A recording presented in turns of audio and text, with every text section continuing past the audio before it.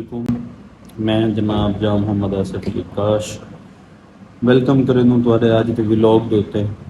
ਤੇ ਸਾਡੇ ਚੈਨਲ ਤੇ ਅਟੈਂਟਿਵ ਵਰਲਡ ਦੇ ਉੱਤੇ ਤਰੀਕ ਹੈ ਅੱਜ ਦਾ ਮਈ ਟਾਈਮ ਥੋੜਾ ਵਾਲਾ ਹੈ 8 ਦਾ ਤੇ ਮੈਂ ਟਾਈਮ ਮੌਜੂਦ ਹਾਂ ਆਪਣੀ ਏਜੰਸੀ ਤੇ ਦੌਲਤਪੁਰ। राशिद साहब छोटा भाई है जड़ा वो आके सी मैं मेरा पिया ससुराल सुबह थोड़ा जल्दी जाना आ सकसा तो एजेंसी तू खोल गई नहीं मैं कि हाजिर जनाब द्वारा हुक्म से रखी थे एजेंसी मैं खोल गई सा मजीद हूँ तो मैं उन्हें कॉल की थी मैं कि यार तू आ तू हूँ एजेंसी तो बैठे अज क्योंकि मैं खुद ना रही मेरा वजना तो मेरी आवाज़ कहीं भी लगता पाया उस जो तकरीबन 4-5 थी गन बहुत तेज़ ना बुखार है तबीयत अपसेट है गर्मी है ना तो कुछ ठंडा जूस वगैरह पीनूँ भला उनकी वजह कि पहले गर्दन लो थी है मतलब सारा कुछ लो थे हूँ आया तो है मैं फिलहाल घर वाशरूम वाल गया तो एक अड्डे तो यूँ अजाब है कि इतना कोई वाशरूम क्या नहीं जी मैं आमदे तो बोला मैं रहीमियर निकल गए सा रहीमियर मेन काम यह है कि भाई जरा शहर ला घर है ना फिलहाल क्योंकि कुछ अरसे वास्ते बस्ती शिफ्ट थी यूँ तो रहीमियर ला जरा घर है ना और रेंट पे दूँ मतलब मैं ये सोचा मैं यार चलो उन्हें ना साफ़ सुथरा ही कर सकूँ कि अगर कोई भी चलो किन्ना ना आवे साफ़ सुथरा थे आप ताकि अगले इंसान तो एक अच्छा इंप्रेशन बन जाए। बाकी था तो खुशखबरी ये पता लगी कि शफीक भाई सारे नाल हमसैन दुकान तो बहुत अच्छे इंसान हैं मार्बल रहने पंछियाँ अपनी दुकान दे दी ज़ाहिर है अजकल दौर ही है चीज़ को जितना अच्छा तो सोना हो जितनी दुकान खाली दुकान है जड़ी वो दुकानदार को खमदी है तो भरी तो सोनी दुकान गाहक को खमदी है। बाकी मैं मजीद बाहर बंद भी तो दिखे ना जो शफीक बेन जड़े कि मैं मार्बल का उन्होंने काम थी ना तो मैं अपना दिखे ना दसा मैं इन टाइम मौजूद भी अपनी एजेंसी होते हैं अज डी भी काफ़ी गर्म महसूस थी ना पे पता नहीं क्या बढ़ से मजीद तो मैं बाहर बनते भी दिखे ना जो शफीक भाई जी दुकान भी अपनी किमें शिफ्ट की मार्बल का काम किमें जनाब अपने 2 यूनिट एक पेट्रोल का तो एक ना डीजल का पहले तो पैमाने वाला सिस्टम होंगे हूँ यूनिट का सब तो बड़ा फायदा है कि तुस अपना जितना का पवाओ पवा सकते हो। ये परवेज़ भी दुकान है वैसे होना जुतियां की जिन्हें ये पूरा अड्डा थी गया दौलतपुर तो ये सामने दुकान है वे शफीक भाई की बहुत अच्छे इंसान है अल्लाह सलामत रखे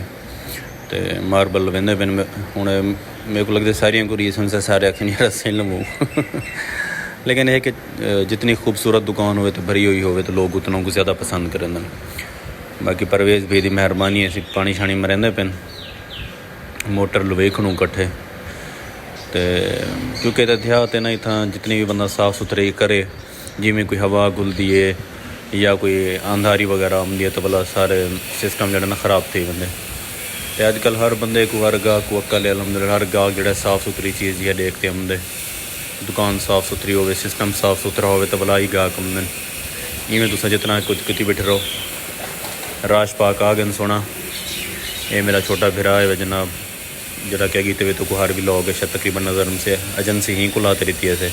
ये बन निकड़ू है जाम सैफुल्ला साहब के सिकदा खड़े कम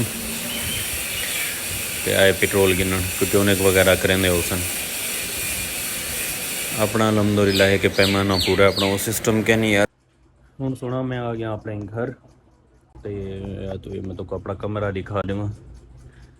ये मेरा अपना कमरा समान अपना शहर लाती बस्ती फ़िलहाल च आई हूँ तो कल है बिलाल खां कुरई की शादी बिलाल खां कुरई है उन्होंने ना खानपुर शोरूम है ट्रैक्टरें का कल उन्होंने शादी है कल शाम को तो कल इंशाल्लाह उठे वैसे उनका भी व्लॉग तक सारा दिखे सूँ हूँ वाले साहब है किसी नींद पढ़ दियो जो भाई बिलाल खां कुरई की नींद चौकी है पढ़ दूँ चौकी नींद रही बिलाल खां कुरई अरे राशिद साहब की ये मेरे को लगता कच्ची मंडी है हम जो शहरी लोग हैं पता उन्हें को कच्ची मंडी का पता हो सही है कहना ਜਿਹੜੇ यार बिरादरी ਦੇ ਵਿੱਚ ਸਾਡੇ ਨੂੰ ਨਾ ਕੱਚਾ ਗੋਸ਼ਤ ਬਗੈਰ ਪੱਕਿਆ ਹੋਇਆ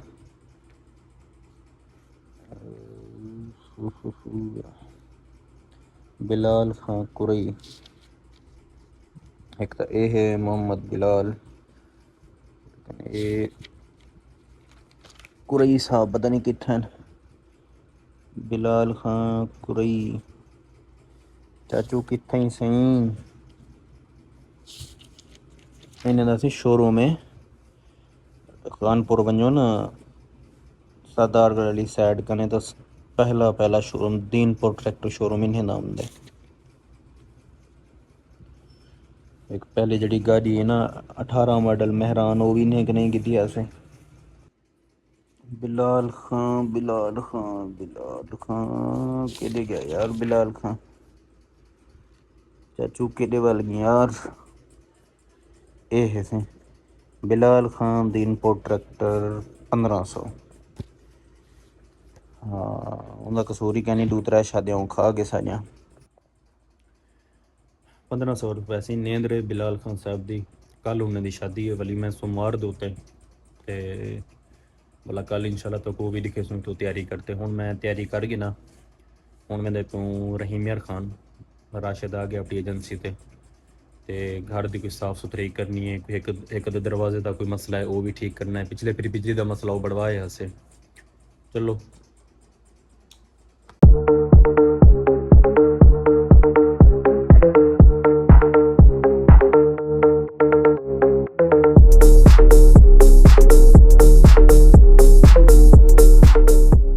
जी सिंह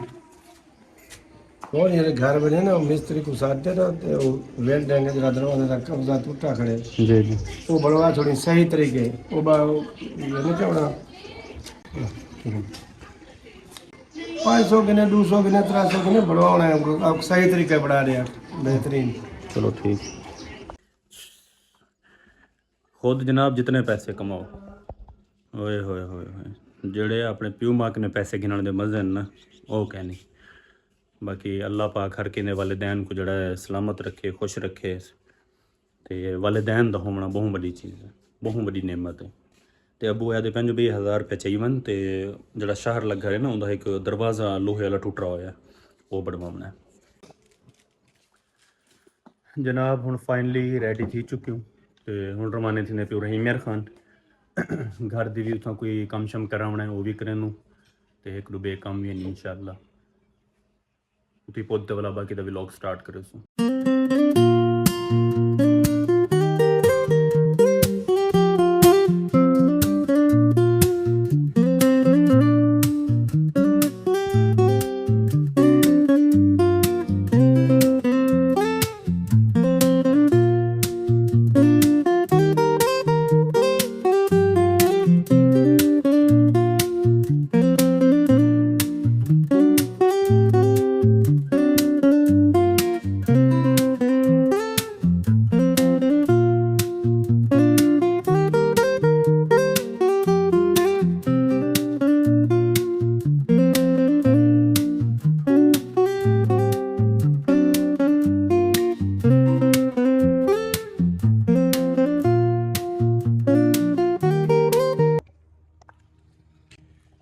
घर आ गई जनाब तो घर की हालत देख गए